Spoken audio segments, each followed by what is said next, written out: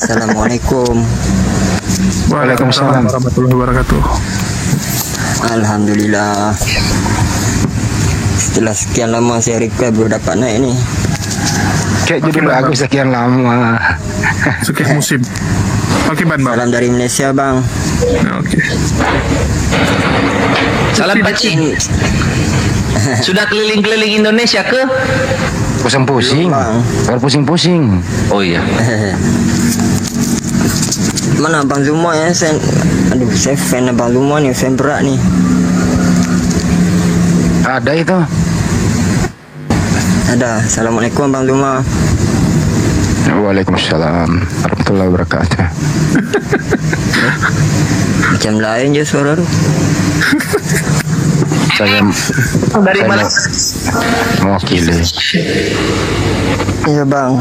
Ah, coba saya tes dulu sikit ya. Iya. Abang terusin ya. Ayah Susanti, perempuan banyak muda. Waduh, itu saya tak tahu. Udah gak ada Tahu tapi tidak ingat kerjanya juga. anak aja. Ya udah, yang penting ada Bang Juma di sini. Bang Juma lagi ada sibuk. Ya, stay aja dulu ya. Oke. Ya. Terima kasih atas supportnya. Kalau setelah nanti jual pulau, ya jangan lupa berbagi ya kalau pulaunya udah laku ya. Katanya mau jual pulau. 20.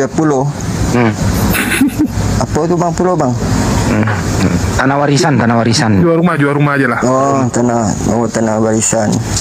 Tak Udah ada, dijual belum? Tak ada Bang. Mobil lah, mobil. Kok jual mobil sih? Lu, cara lu bagus juga ya.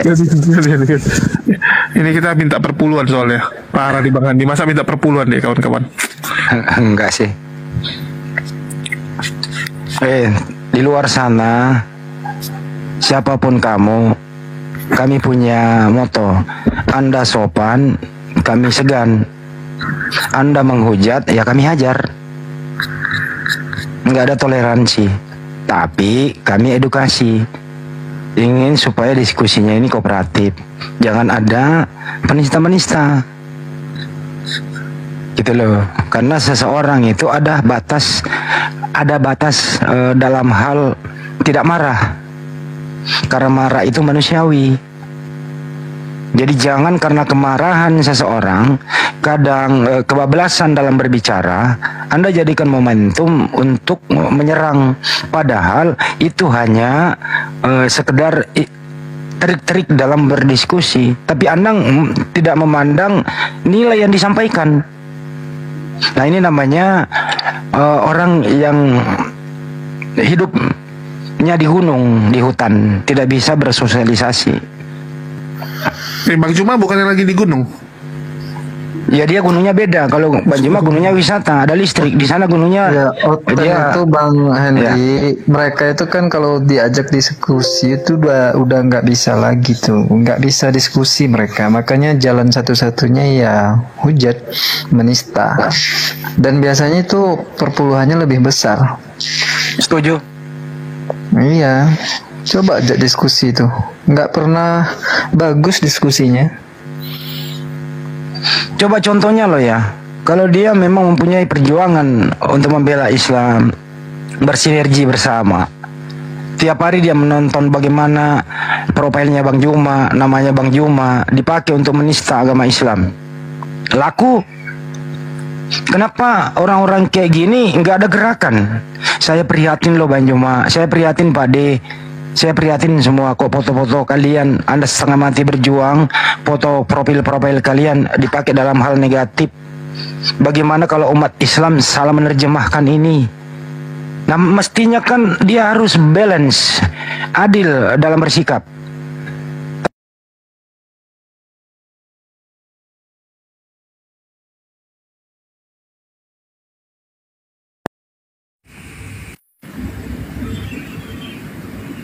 Emang dengan cara apapun dia lakukan untuk menghentikan perjuangan kami. Tapi ingat, tidak akan pernah berhenti coy. Lu berhadapan dengan kami. Apapun itu. nyawa, kalau perlu ya taruhannya. Karena memang kurang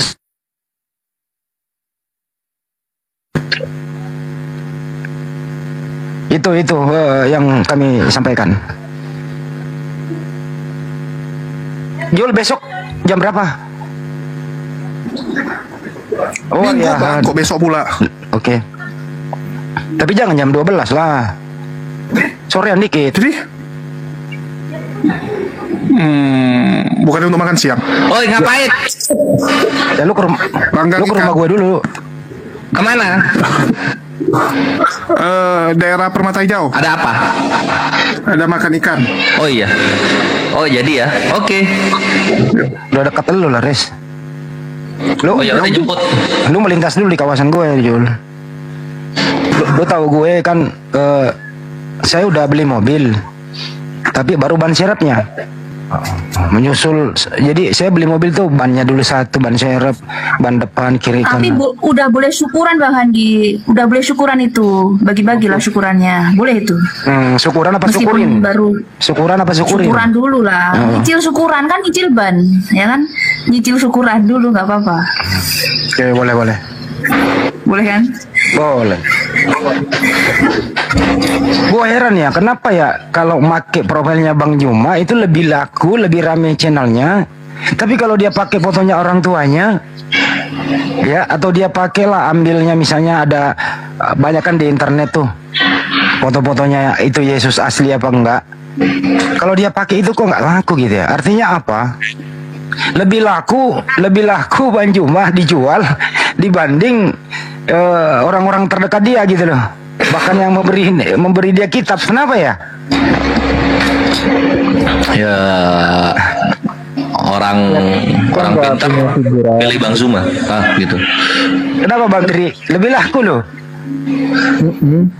Mereka nggak punya figuran. Iya.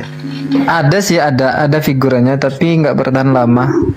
Popularitasnya itu bentar. Contoh kemarin kan Elia itu kan viral itu, tapi kan sebentar. Habis itu redup dengan sendirinya. Nggak perlu diredupin, redup sendiri dia. Iya. Karena memang metodenya keliru. Jadi kelicikan Anda bungkus ya, atau kebenaran Anda bungkus dengan kelicikan, kemudian Anda jual, itu tidak pernah berlangsung lama. Karena kebenaran ini akan menghajar sendiri kelicikan Anda, kan gitu ya. Betul ya? Betul. Lagi sakit pantat. Makanya hati-hati ya juga teman-temanku, para jemaah ya, bahwa kalau ada yang demikian nggak usah naik deh, nggak usah naik di situ ingin meluruskan, biarkan saja, sepikan channel itu, sepikan komal itu, nggak usah naik menjadi pahlawan, biarin aja gitu. Oh pantas ya, pantas ketika Anda kan jarang buka TikTok ini, tapi sekali buka TikTok lihat live-nya Oten itu banyak kali yang pakai ini profilnya Bang Zuma. Tak kirain itu betul-betul Bang Zuma. Oh ternyata hanya untuk main ya, untuk memancing orang supaya nonton live-nya dia itu ya. Ya itu Lebih pasti. dari itu buat ngasih koin. Oh gitu. Ketuanya sudah ngaku buat Namanya si- ngasih makan istri dan anaknya yang baru lahir. Si Yusuf ya. Betul. Nah, kemarin pernah masuk satu room sama kita. Saya wawancara dia. Lu kenapa bro? Dia terus terang loh. Bahwa gini loh jawabannya. Kalau saya pakai fotoku sendiri nggak laku bang, nggak dapat koin. Terus saya tanya, kalau fotonya keluar orang tuamu nggak laku bang. Terus kalau fotonya yang ada di itu di internet nggak laku juga bang. Kalau fotonya Bang Juma laku bang. Terus saya tanya lagi, kalau begitu Bang Juma lebih populer dong dibanding yang saya sebut-sebut tadi. Nggak apa-apa bang, yang penting aku bisa makan. Kayak gitu jawabannya. Bener serius. Iya betul. Halo. Faktanya kan Bang Zuma Ya, siap, lebih Gus. populer kan. Aku keluar dulu ya, karena kalau di open cam kenapa nggak nampak, justru yang ada gambar burung itu. Nanti aku masuk lagi, tak keluar dulu ya. Bang Siap, Jul, Gus. ada yang Makasih, bilang Gus. suara saya beda katanya di sini. Emang beda ya suara saya di sini? Itu yang ngomong, yang jarang-jarang ngobrol sama Akhi Bamtri. Iya. Mungkin karena di TikTok nggak punya mic kayak Aki Slayer ini. Bam Tri ini, mohon maaf ya Bam Tri ini, mic-nya itu harganya 10.000, ongkirnya yang 100.000 gitu ya. Jadi gini jadinya suaranya.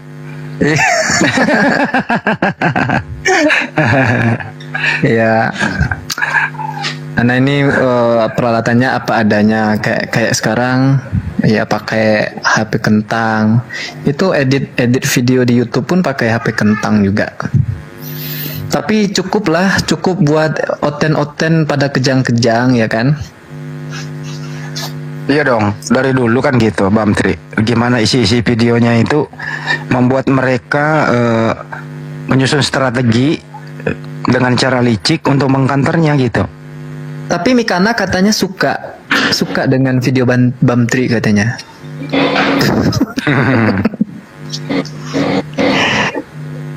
Mika nama apa aja suka.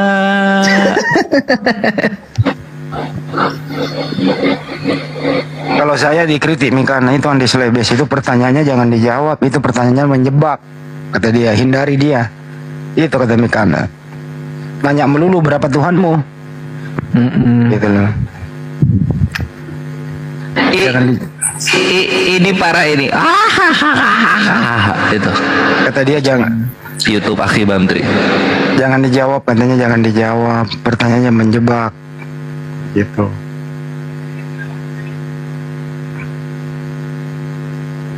Gitu.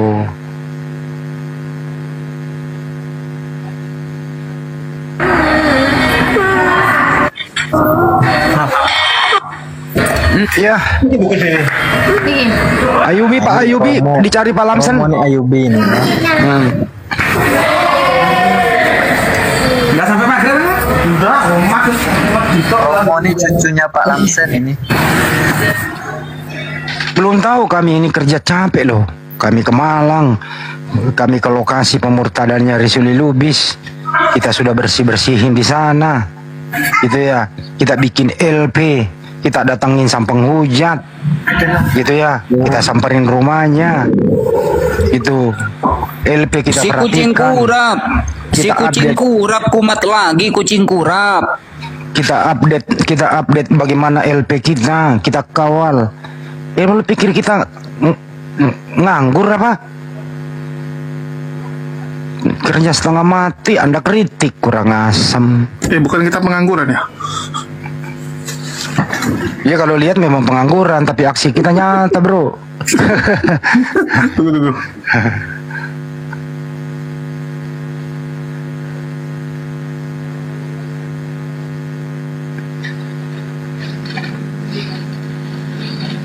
Al Ayubi, kamu gimana kabarnya sekarang? Kakek Lamsen. Alhamdulillah semenjak ini semenjak WA Ana diblokir nggak pernah ngirim WA lagi. Kalau kemarinnya kan sehari 2 kali ngirim WA ke Al Ayubi. Oh. Assalamualaikum Semenjak warahmatullahi wabarakatuh. Akhi Bamtri, gimana kabarnya? Salam. Loh, Tar dulu. Izin dulu. Iya. Opa, apa kabar? Alhamdulillah dalam keadaan sehat. Ini ada yang nyari ini Al Ayubi. Kenapa di blok WA-nya? Enggak. Kok di blok? Keren. Langsung ditelepon ya. Ya udah. Opa sehat-sehat aja di sana? Alhamdulillah saya sehat. Tolong tanyain lagi Bang Hedi. Bentar. Yang Bagusan. anak pezina itu. Oh. Pak Lamsan ada yang nanya nih, kok Pak Lamsan berani sekali mengatakan Yesus itu keturunan pezina? Ini banyak yang mencari Pak Lamsan loh. Bukan saya yang mengatakan Tuhan. Terus siapa? Silsilahnya Alkitab saya. Oh.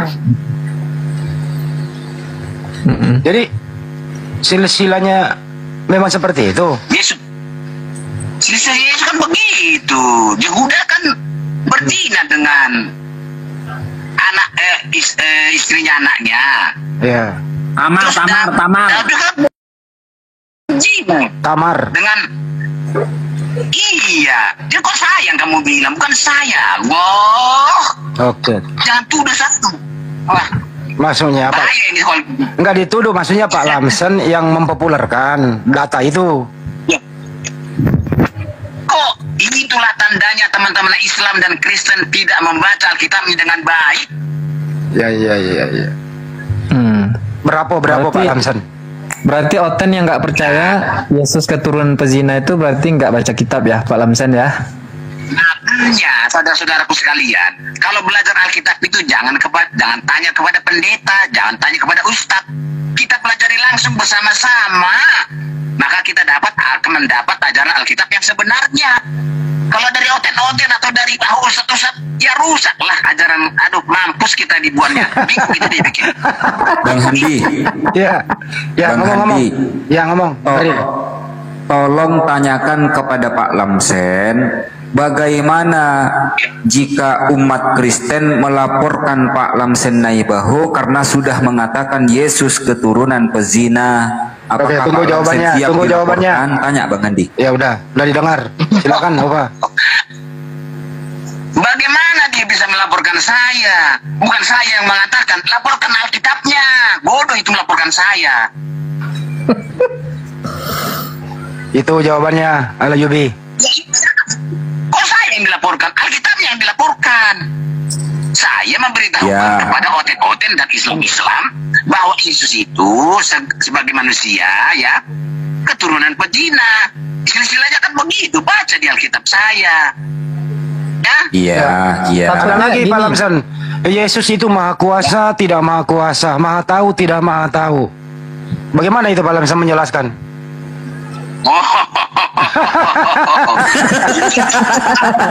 Ada tuan itu. Iya. Makanya kita mencari bersama Alkitab saya itu. Kita pelajari bersama. Siapa Yesus itu? Kok bisa dia tidak tahu? Kok bisa dia tahu?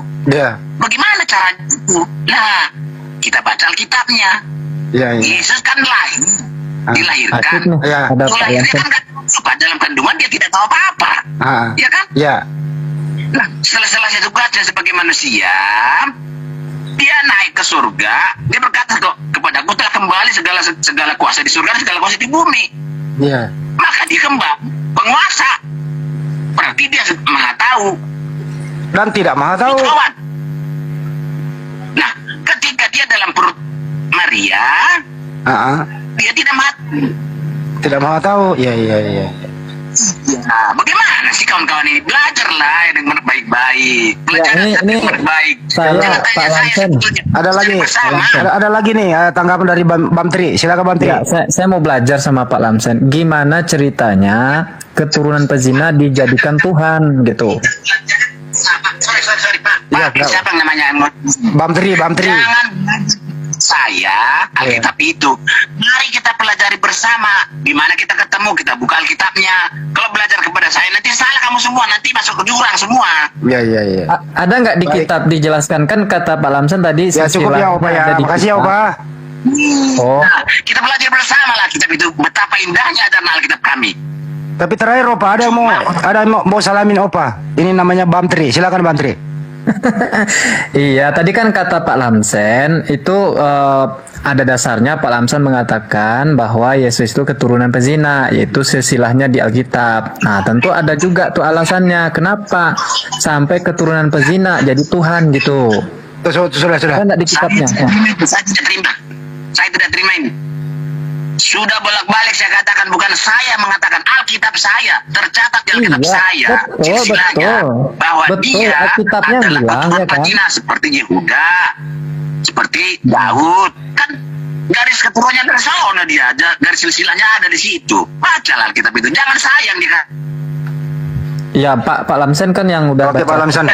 Kapan-kapan Pak Lamsan naik komal, Pak Lamsan luruskan nanti ya. Oke, makasih ya Bang, Pak Lamsan ya. Ya. Kita buka kitab kita, begitu ya. Oke, selamat sore Pak Lamsan. Sangat indah, sangat baik sebetulnya kalau dipelajari dengan sungguh-sungguh. Siap. Jangan tanya ustadz, jangan tanya kita, jangan tanya saya. Kita pelajari bersama. Itu kawan ya. Siap Pak Lamsan. Makasih ya. Selamat sore. Terima kasih. Dah, Ya, cukup. keren Bang Hendy Celebes yang langsung ditelepon. Nah, ini salah satu penyebab kenapa di Oten itu nggak ada. Ini parah nih.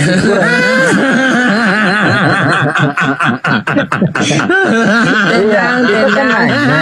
Ketika kita nanya ke mereka apakah itu tentang ketuhanannya atau ajarannya, kita disuruh apa baca Bible-nya sendiri gitu. Beda ketika mereka itu nanya ke kita. Apakah tentang ketuhanan kita, Al-Quran kita, ajaran Islam kita, ataupun bahkan Bible mereka itu kita bisa jelaskan dengan baik. Apalagi kalau Guru Ndazuma ya kan, tuntas itu sampai ke akar-akarnya. Ini yang membuat apologet Islam itu jadi populer di kalangan mereka. Itu.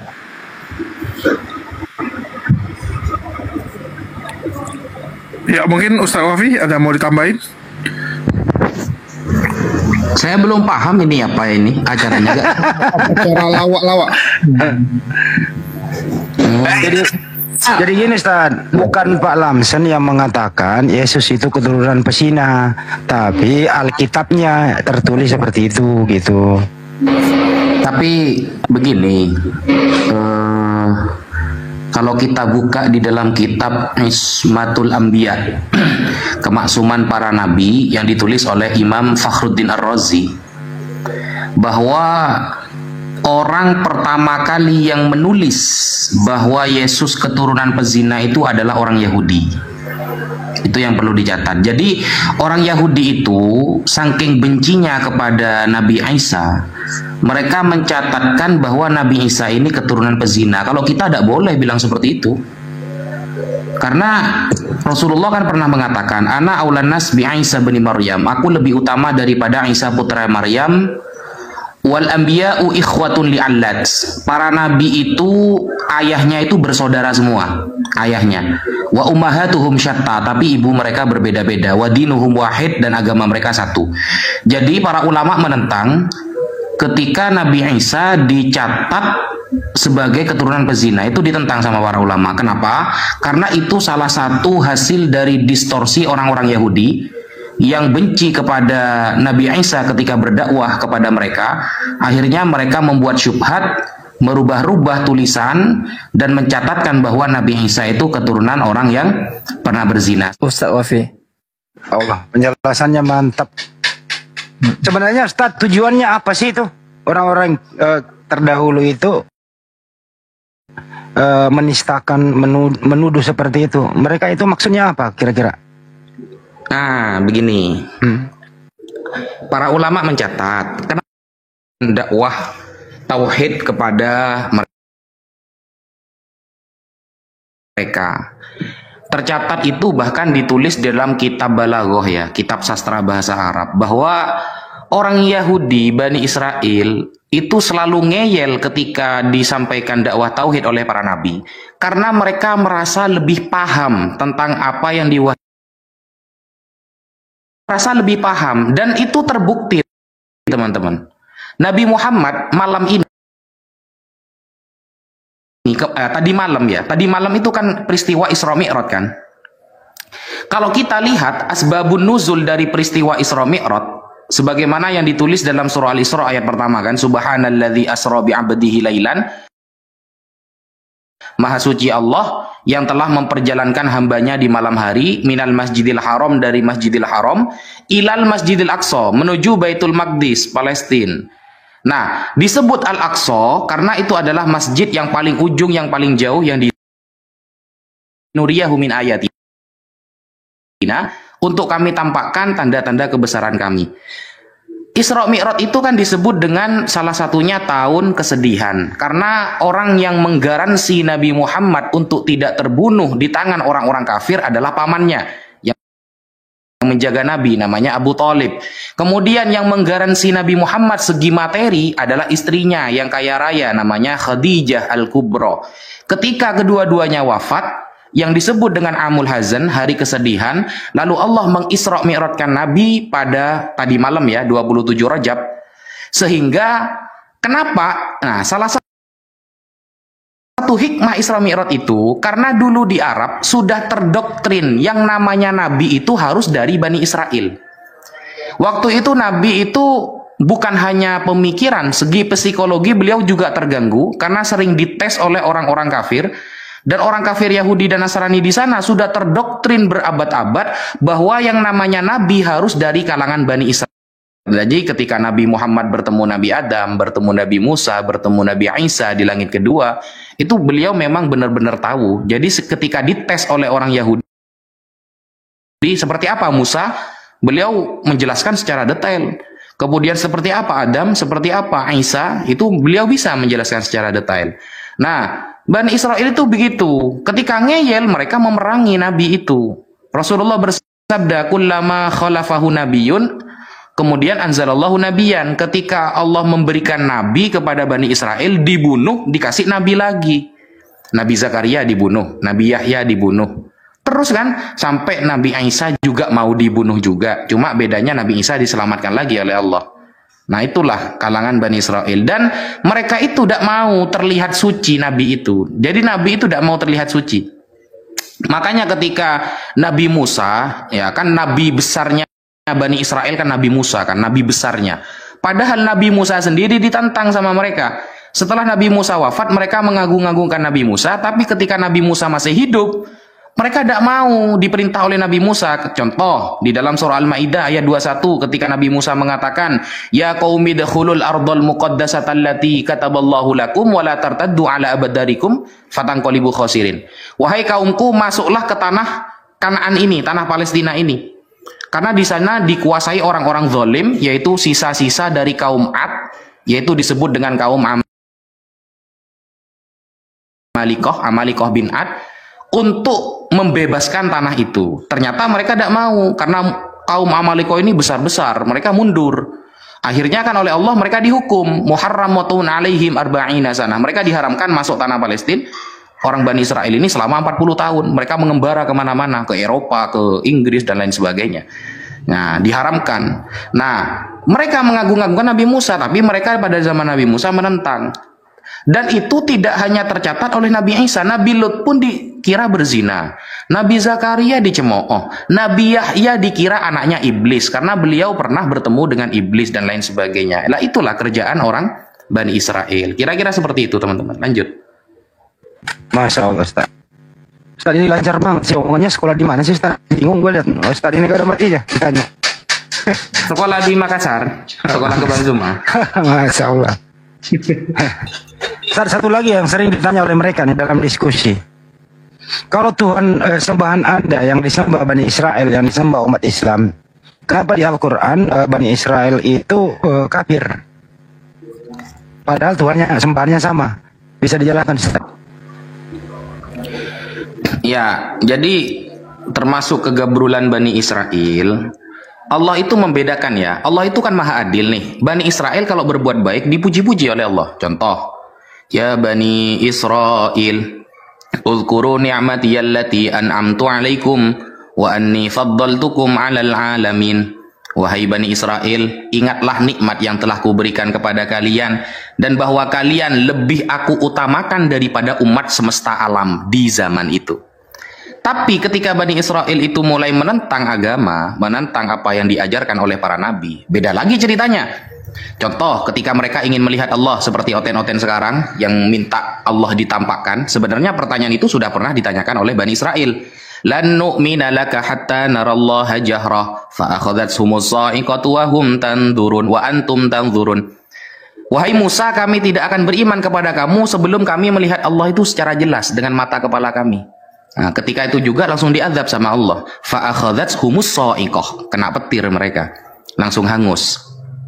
Nah, Bani Israel ini jadi dua. Jadi yang taat Allah puji, yang tidak taat Allah hukum. Seperti itu Bang Handi. Jadi Ketika Bani Israel ini sudah memahami, ini salah satu pemahaman yang perlu diluruskan itu. Orang Yahudi itu punya pemahaman bahwa Nabi Isa ketika mendapatkan Taurat di Gunung Sinai itu juga mendapatkan dengan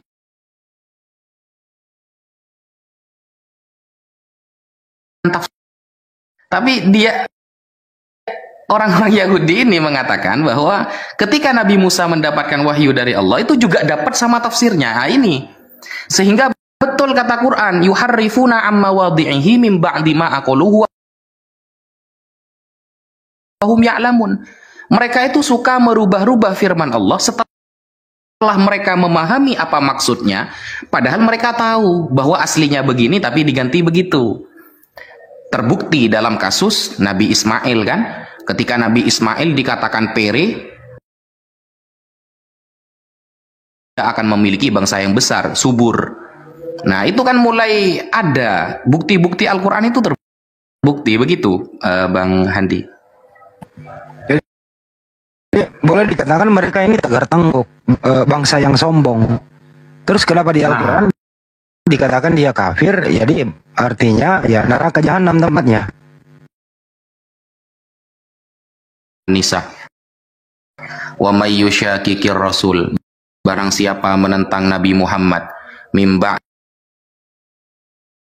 dima tabayyana lahul huda, setelah Islam datang kepada dia, wa yattabi ghaira sabilil mu'minin, dan dia tidak beriman seperti orang-orang yang beriman kepada Nabi Muhammad, maka nuwallihi ma tawalla wa nuslihi jahannam wa sa'at masira, tempat kembalinya adalah neraka jahanam. Begitu Bang Handi.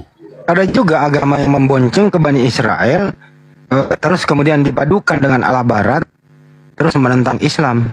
Bahkan Al-Quran itu datang memporak-porandakan isi kitab mereka. Contoh Nabi Isa itu kok nggak disalib, padahal di tempat kami dia harus mati gitu loh. Gimana menerangkan ini Pak Ustaz? Nah, coba kita perhatikan penafsiran para ulama ya. Kalau mengenai siapa yang disalib, itu kan larinya nanti ke tafsir birro'yi.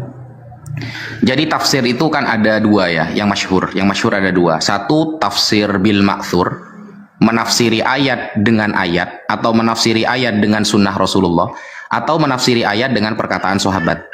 Nah, ada tafsir birro'i, yaitu menafsiri sebuah ayat dengan ijtihad para ulama dan tidak boleh bertentangan dengan syariat Islam.